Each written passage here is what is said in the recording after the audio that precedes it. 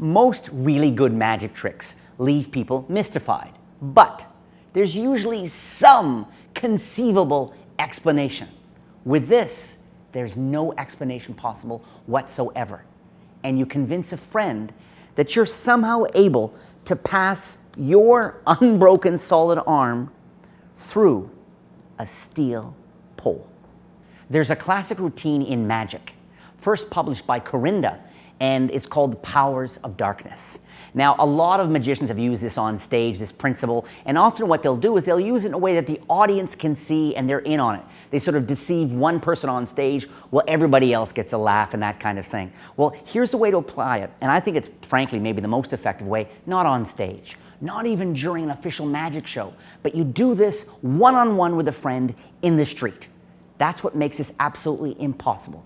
Let me show you exactly how you can impossibly pass your arm through a steel pole.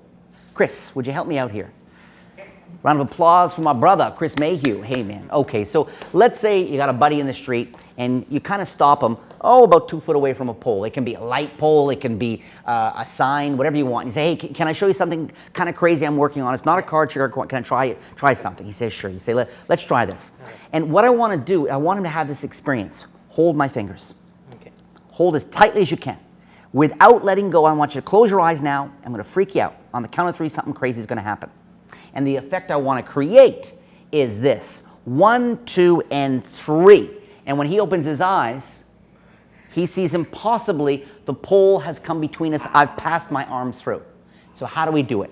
Here's the way. Okay. Very sneaky.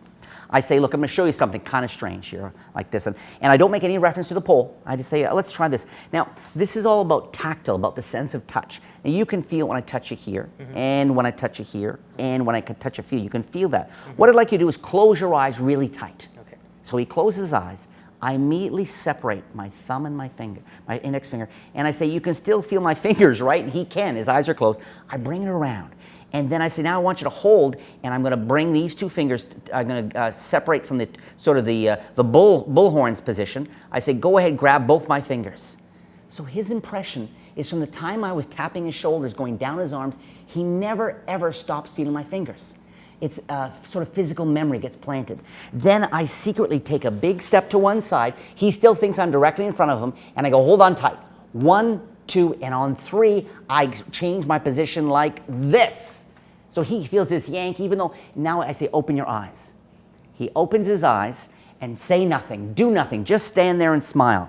Let him slowly put the impossible pieces together. This is the kind of trick. You do this for the old buddy who's seen all your tricks, and once again, he or she will see you in this crazy, mystical new light. The whole variety of his tricks basically changed my life completely. I mean, made my high school reputation.